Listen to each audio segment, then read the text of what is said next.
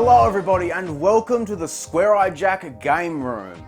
This is where you see me film all of my videos. I've been here for about 6 or 7 months now, and the room has really come a long way since I moved in.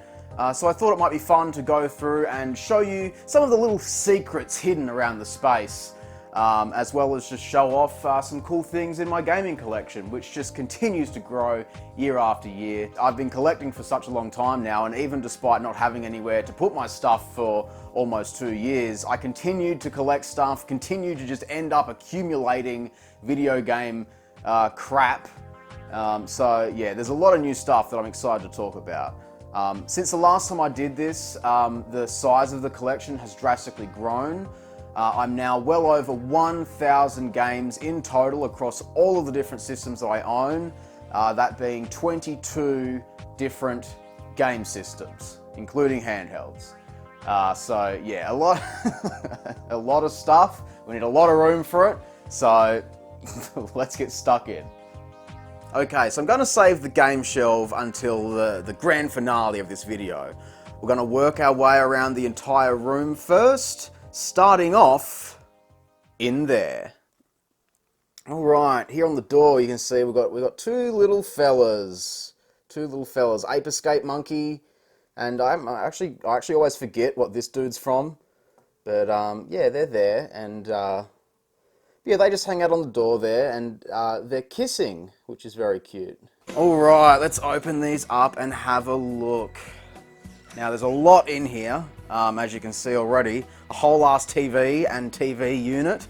I've shown this off in recent videos since moving, but I'll just give you a bit more of a in-depth tour. So I've got my CRT set up, just for older systems, such as the Pong system, right there. I've had that for a while now. It's been a while since I've played it. And down the bottom I've got my Atari 2600 and VCR. The VCR is used as a gateway for the Atari to be plugged into my FrameMeister game capture setup to get recorded. But the neat thing is this has a drawer at the bottom with all my Atari stuff in it, all my loose Atari games, which there's a few of. Slowly but surely have added to the collection over the years. Nothing too crazy in there. If you do want a fun Atari game, I've always been a fan of Missile Command, as well as Keystone Capers. You play as a little police officer running after a burglar. It's fun. The important thing, especially with retro gaming, about having an old fatback TV is it allows me to play light gun games, which I'll talk about a bit more later on. And the great thing is I have this set up already. Everything's already plugged in, ready to go. The back of it is a mess, as you can see. But the point is that everything is already set up to go. It's all portable. All I need to do is plug this in and plug in a few extra video cables, and everything that's going to this TV can also be captured in lower quality, of course, but it's an option. And as far as videos are concerned, I just love it as a prop to just bring out every now and then. I'm sure you guys have figured that out already. And yeah, it's on wheels, so I can just slide the thing back in whenever I want, making it super, super flexible for this room, which is good because when you have this much stuff set up, you want things to be as quick and easy as possible. Now up the top here, there is a lot of stuff stored, as you can see, just peripherals like buzz controllers, iToy pom-poms, dance mats, a big ass mech controller. I mean, look at this thing. It's ginormous. I haven't played it yet, but it looks fun. Over in this back corner though, might interest some of you. There's some pretty neat items here. Some Crash 25th anniversary stuff. Let's have a quick look. So these were gifts from Activision due to their failed marketing of Crash Bandicoot, or sorry, Crash Team Rumble, or Crash Wampa League as it was sort of known online previously. These are from a year ago. They sent us Crash Bandicoot branded and Tony Hawk branded cookie mix for Christmas. I'm yet to bake the cookies, so they're there for a rainy day. And then behind that, up the back here, is this hulking orange box. There we go. There we go. See, it says Crash 25 on it. It's the big Wumpa Fruit pinata that was sent out to creators a little over a year ago now. Again, for the failed marketing for Crash Team Rumble, which has finally been announced. But all this stuff is kind of worthless. I don't really know what to do with it all because I'm obviously going to keep it. But where do you put it? Like, how the hell am I meant to store this thing in like a sane and like productive manner? So I just leave it in the box, which is kind of sad. But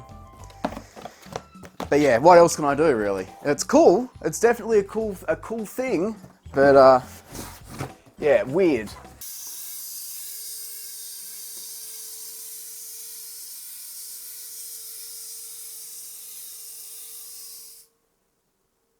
So that's Parappa. See, I absolutely love that I have this additional storage space in the game room. Here on the left side, you can see another shelf. This shelf is new. Lots of stuff in here. Everything from DVDs, Simpsons comic books, which I've mentioned before. You know, gaming magazines and stuff like that. Just little figures and stuff that I haven't really got anywhere to put yet. PC games are all behind here, physical PC stuff. We've got a few more game peripherals in here. Some different things like the ASCII grip controller, the AirPad controller, PlayStation screen, and the Evolution motion sensitive control system, which is like a power glove sort of thing.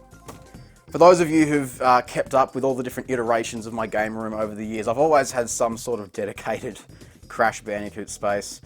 I've got my CTR pinball game there, next to my old remote control car, and this boy who sadly was horribly sun damaged during storage in between moving houses. I'm really disappointed about that. Skylander's Spyro, oh my god, there he is, hanging out in the fucking back there. Alright, let's move on to the TV setup, and my goodness, it is a monstrous setup. I'll just have a seat just to sort of show you what it looks like when I sit down here and play a game. You know, I've got my computer over there, running game capture. I've got all my different systems all connected. Nice big TV that I've had since I moved into my apartment a few years ago. And there's so much kit here. Everything from the FrameMeister, which is how I get such high quality game capture off older systems. Various different splitting devices to send all the different signals through. My Elgato HD 60 capture card, that's a good one. And down below here is just additional storage for controllers and stuff like that. I was warned when I first set it up that some systems could potentially have issues with overheating, as the ventilation in this thing isn't great. The only system I have had trouble with that with is the PlayStation 4, especially since I've got a slim one. This doesn't have a whole lot of fans to begin with. Same for the Xbox 360, which that's my third Xbox now, which is just a joke. But yeah, so to avoid overheating, I just usually leave this door open while I'm playing the systems, and it's fixed all those issues. So that's really good. There is normally a Switch dock here, but that's currently out in the living room where Donnie is always playing Splatoon 3. Now, I do have my original Wii there, however, that's not really plugged in. It's just kind of there to fill the space. The plan is to get a Wii U as a classic Wii capture solution, because this doesn't look great, even with the FrameMeister. This doesn't look great getting captured. Over on this side, we've got classic Xbox, big fat old Xbox down the bottom here, Mega Drive, PS3, NES, which is RGB modded, and the great thing about that is, while I'm connected to the FrameMeister with a high quality signal for game capture, I have a second output which can go to the CRT, and then I can play light gun games with an actual CRT television. It's really good. That's why I went with that option, to have the separate TV in the room. Same thing for the PlayStation 2. I do need an additional little dongle to plug into it, but that works the same. It sends 2 signals out, one to the FrameMeister for capture, and the other to the Fatback TV so that I can actually play on and those accessories work. So that's really cool. That's something I've been wanting to set up for years now. And finally, here is my Nintendo 64. Now this is probably my most neglected system over the years. I rarely find time to play it. That was until I sent this off to be modded for RGB output. I'll link a video where you can see that being done, but essentially this allows for a much better quality output signal, and ever since I've had that modification done, even though it's not nearly as much as other systems like the PlayStation or the Super Nintendo, I have been playing the N64 a lot more. Even just for fun, when I don't know what I feel like playing, I can just pop a game in that I haven't tried before and have a fun hour or so messing about with it. So yeah, with this setup as it is, I've finally been able to sort of fully get back into experimenting with all of my different systems, getting the most out of all of them, and yeah, making the investment actually worth it because I can actually play the games now. Now some of you might be wondering why the PlayStation 5 is just here on top, just all kind of exposed like that. That's because it doesn't have a permanent setup in this room. This gets swapped between this room and the living room as my partner and I share the system, as it was a joint investment.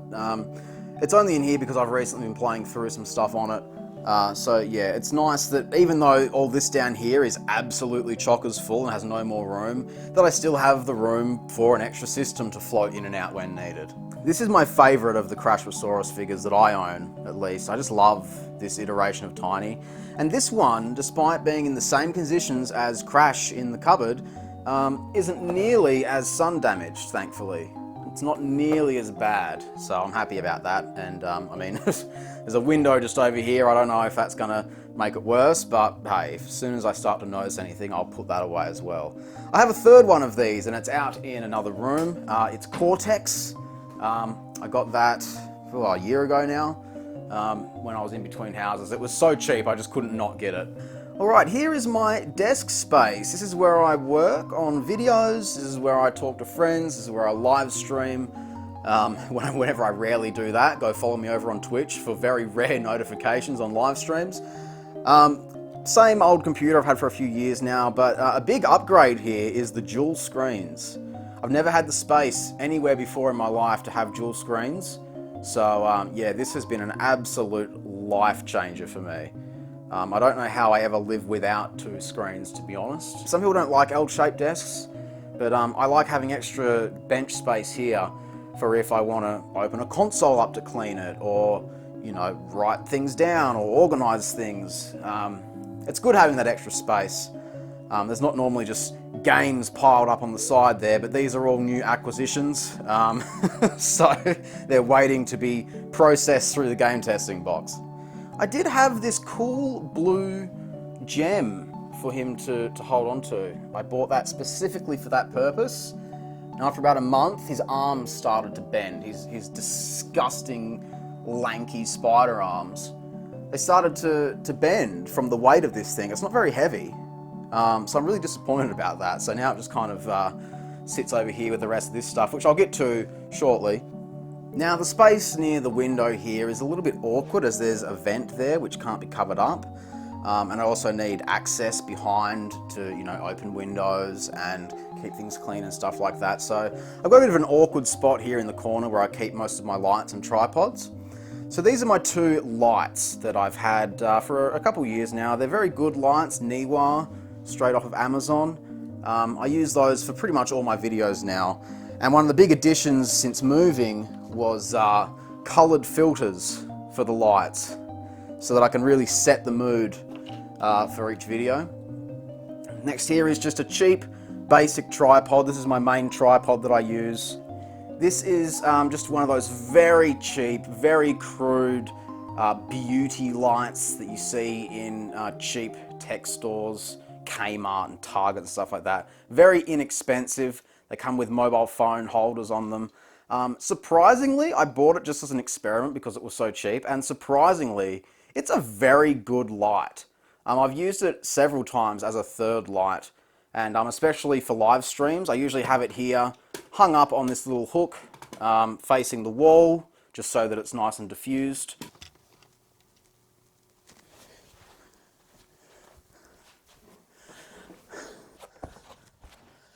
Okay guys, the next thing I'm going to show you is what I like to call my server room.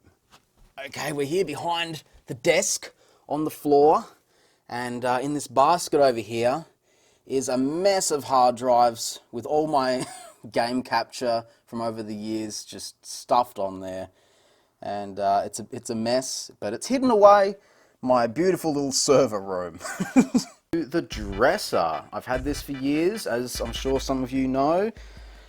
Still use it for controller, you know, storage and other systems like there's my DS there, Game Boy SP. Here is my my N-Gage. I don't think this works. I think I need a new battery or something for it, but yeah, there's my N-Gage games, Sonic and it looks like a tennis game. Over here is PlayStation 1.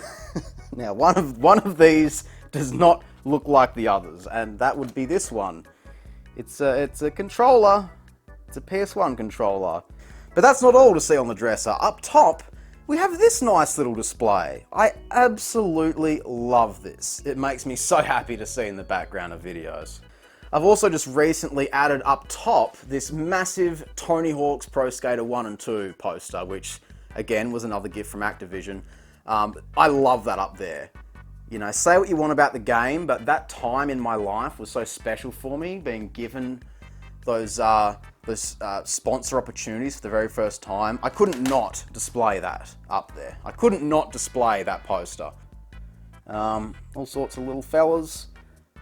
So, from left to right here, over on the left-hand side, we've got a few interesting things. Art of Crash Bandicoot 4, It's About Time. Another gift. I feel like I'm bragging, but you know, it's a cool item. I love this. I love this so much. Next to that, we have some Skylanders comics, which I didn't actually know were a thing for the longest time. I haven't read them yet, but I plan on reading them and maybe getting a few more. And I'd love to talk about them in a video. Some Japanese walkthroughs for Jak and Daxter and Jak 2.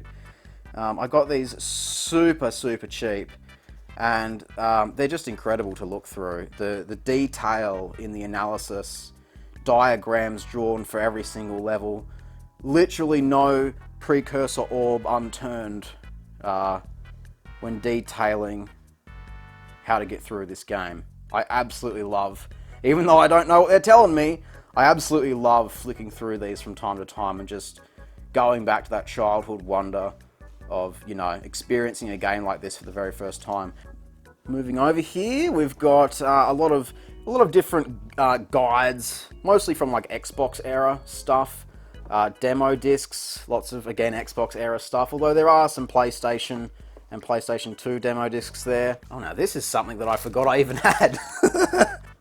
I can't believe I forgot that I even owned these. Okay, so these are clippings from K-Zone magazines and whatnot, with spreadsheets on Crash Bandicoot. Different character stats and all this and that. I remember this from my childhood, so when I seen it available on eBay, I just had to get them, especially because they're in such good quality. I couldn't help myself. And you see here it's advertising Crash Bandicoot stunt wheels, which I've shown off before. Yeah, these were really cheap. I've bought one, and then I believe the seller come back to me and said, I have more of these if you want them. And I said, yes, please, because I've never seen this render of Crash before. Look at him, the fast and the mischievous. And there we go, there's the big stunt wheels promotion. This is probably what I bought first, because I've wanted to do a video on those for so long. And then, yeah, they had all these extra ones that they just threw in for free. So it's like, yes, please, thank you. Which leads us on to this thing on the end, the Vectrex. Oh boy, I've been very keen to talk about this. As you can see here, the controller pops out like that. The one game I have for it is Bedlam, as you can see. So let's say I wanna play this thing. So I've got a friend around, I want to show off a little bit. All I need to do is plug the game in there, and then it has its own power cable there. So, back over here on this massive power board that runs the entire room, I have an extension cable that I can simply extend all the way over here.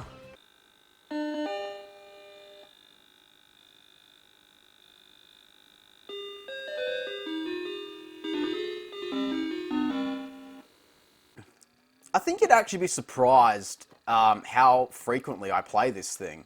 You know, unlike the Pong, which only has one game and it's Pong, this actually has a few different games, and they're generally shooters, which are a lot more enjoyable just for a quick, relaxed gaming session without having to put any thought into it. And yeah, especially when friends are around, it's definitely like, hey, check this out, have a go of it. So yeah, I love this thing.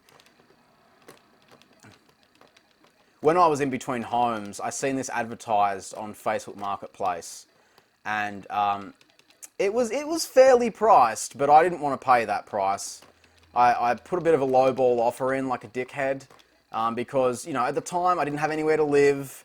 I was going to buy it and immediately put it into storage until I, you know, got this house. So, you know, I didn't want to pay too much for it. In the end, the previous buyer of the item backed out from the deal, and so the person selling was like, okay, I'll do your lowball deal, just to get rid of it. So yeah, I got this for a bit of a steal, all things considered. It was only like $200, I think, Australian, and I was able to pick it up in person. And yeah, I mean, God, it's such a rare and interesting piece of gaming history, and I love that stuff. So yeah. Some people might be like, $200 really? Like, I didn't even have a PS5 at the time. But no, I had a Vectrix, and the Vectrix is fucking awesome. Alright, we're almost up to the shelf, but before we get there, let's talk about this couch. I love this little couch. It's a two-seater. It's very comfortable to sit in here and play a game with someone else. I got it super cheap in the process of moving. It was reduced quite drastically in the store, and so I was like, yep, it's comfy, it's a nice color, I'll get that. So yeah, I love this so much. It really completes this entire room. And it's also very simple and light to move out of the way as well. If I need to play a motion control game, or if I just want to film at a different angle. It's very versatile for the room. And here besides it is the testing box. The big crate full of games for testing. Spoilers. Spoilers, okay? We're gonna have a big year of testing this year. I also have this here as well. This was a Christmas gift. It's fucking awesome. I can't wait to build it. The only reason I'm hesitant is because I would actually love to build this on a live stream sometime. And then once I build it, I don't know where it's gonna go, because this room is already so chockers full of stuff that this doesn't have anywhere to live. It's very, very cool though, very cool. I can't wait to get to that. Alright, enough messing about. Let's take a look at the shelf. As you can see up top, I have a few treasures. Some of those, what are they? The Totaku figures? Yeah, Crash, Spyro, Horizon, TNT Light. But the crown jewel on top of this shelf is my official Crash Bandicoot Tony Hawk crossover skateboard. For those of you who have played 1+2, you may have seen the Crash Bandicoot items that got added not long after launch. Well, because of a joke that I made in my Crash 4 review at the time, I am thoroughly disappointed at the lack of a Crash Bandicoot skateboard. Man, that would have been epic. Right, let's get into this Activision package. Because of that joke, I was sent the skateboard. It is without question the coolest item in this entire room, if you ask me. Like, if you want to talk about like irreplaceable, priceless items, that would be it. Only 5 of them were printed. I was given one. To my understanding, some other creators were given them as well. But it's all because of the joke that I said. There wasn't any They weren't mass produced. They weren't handed out like the Wampa Fruit Pinata and stuff like that. These are pretty hard to come by. So yes, this is definitely one of my most favorite items, and as well, one of my most proudest accomplishments is that skateboard right there. There's no fucking way is anyone ever doing a kickflip on that thing. Okay, that's museum shit right there. As this continues to fill up, which it is definitely going to, with all those games and all those games, I will slowly go through and start to pick out things that, probably don't need to be on here, like South Park Chef's Love Shack, which doesn't even have its own box, it's just disc only. As well as other things that I've bought for videos, like Fighting Fury, which is based on the Barky the Fighter series. But that's a Midas game, so I got that for a video. Stuff like that that's not really anything of value. I will slowly over time start to process some of those out of the collection and mostly focus on keeping the things that have sentimental value, that I really like, stuff that maybe I didn't grow up with it but I've grown to love it, like Castlevanias and all those sorts of games. I am over 1,000 games in total. The official count at the moment is 1,074, which does not include any of those 30 odd games, does not include any of the 100 or so games in there. And I could push for 2,000 maybe, but like I don't have the space for it. I also don't have the passion for it. 1,000 is a very solid number in my opinion, and I'm more than happy to stay at that and just focus on the things in gaming that I want to experience. Now, I'm not going to go through every single game on the shelf. A lot of this stuff is old and you will have seen it before. I can say confidently that nothing's been added to the Sega collections aside from the Incredible Hulk, which sucks ass. And over here you can see my weak PS5 collection. Got Alan Wake Remastered, Back for Blood, Deathloop, and Spider-Man Miles Morales. The only game there I've played so far is Deathloop. And it was actually really good. I really enjoyed Deathloop, surprisingly. It's basically first-person Hitman sort of style game with time travel, and it's really fun. I know it's a bit of a meme to take the piss out of Deathloop, but no, I thoroughly enjoyed that game. NES is another system that hasn't seen much advancement in its size during the time that I've been, in between houses, because it's a system I didn't have frequently set up, so I wasn't interested. Game Boy stuff, on the other hand, has definitely grown. I've definitely acquired a lot more Game Boy titles, stuff in box. Things like 720. A fan actually sent this in, which is incredible. Skateboarding game in mint box. That's awesome. There's a few other things here I've bought just for videos. I didn't grow up with a Nintendo DS, so there's not a whole lot of stuff here. But this section here is going to expand drastically in the future, because one of the systems that I've recently acquired that I haven't actually got any games for yet is a 3DS. I don't currently have it here, it's off being worked on, which I'll discuss that more when I get the thing back. But now that I've got that opens me up to 3DS gaming, which, even more stuff, Mario's and Skylanders and all sorts of stuff that I would honestly love to talk about on the channel. So expect to see this section here greatly expand in the future. Okay, so this section here is my Super Nintendo and N64 stuff. This is a part of the collection that I've really wanted to upgrade more, because I grew up with access to a Super Nintendo. I love it. I want to experience more of it. The problem is the games are really expensive. Same with N64, but thankfully, like I mentioned earlier, with the N64 being modded, it looks much better, and that has thankfully encouraged me to want to experience it more. I'm hoping to see this start to expand now.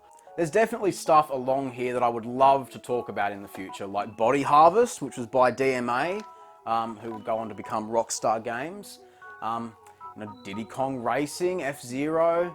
Yeah, there's lots there that I would like to talk about in the future, so I'm excited to see that part of the collection grow.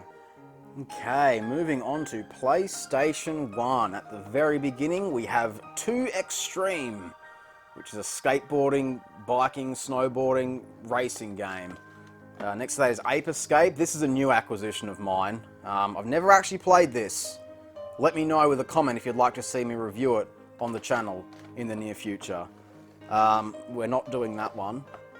Some cool things down the end here are some Japanese exclusive PlayStation 1 games. Here we have Virtual Pro Wrestling. Other stuff here, Kid Clown in Crazy Chase 2, just fun things, and a bunch of weird stuff as well. I'm not super big in, import games, but there's a few video ideas there that I'd like to get to in the future. So, stay tuned for that.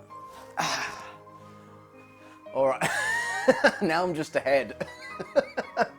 Alright, as you can see above me, PlayStation 2 is the very clear, dominant winner of my collection. I forget exactly how many PS2 games I own, but it's like half of that 1,000 games. Not all of them are here. There is some shovelware and some sports games out in storage elsewhere in the house, but the vast majority of it is up here on the shelf. What have we got here? Ooh, City Soccer Challenge by Phoenix Games. Ooh, that could be fun. Clumsy Shumsy, also by Phoenix Games. That one's a banger. What else have we got? Dalmatians 3. Dalmatians 3, everybody. Yeah, I could very easily find a handful of games to take off the shelf to make room for more important, valuable titles. And finally, on the end here, next to Donkey Kong, is my very small Switch collection. We've got Mario Odyssey, Little Nightmares 2, Breath of the Wild, Mario 3D All-Stars, and I know Mario Kart is somewhere else in the house. Been meaning to get more Switch games, but man, they're so expensive, even second-hand. It's just ridiculous. Now, below all of that, we have the Xbox 360 stuff here. Again, not a whole lot that's really new since you last would have seen this. I've probably added a handful of games here or there. Next to that down here, I've got my original Xbox games, which there isn't a whole lot of. It's a system I've only really got right before I was homeless for 2 years, so I didn't really pick up many games for it, unfortunately. There are some stuff on there I would like to review in the future, though. GameCube's the same thing. I've had a GameCube for as long as I've been working on this channel, and it still only takes up one tiny little section of the entire shelf. I don't even know what the newest game there would even be. Probably, Billy Hatcher and the Giant Egg, of course. This was game number 1,000 of the collection. If you want to see me test that and hit the big milestone, then check out this video if you want to see that. And the final thing down here, over in the corner, is something that I bought for a video review that I'm yet to make. It's the 8-in-1 Super Game.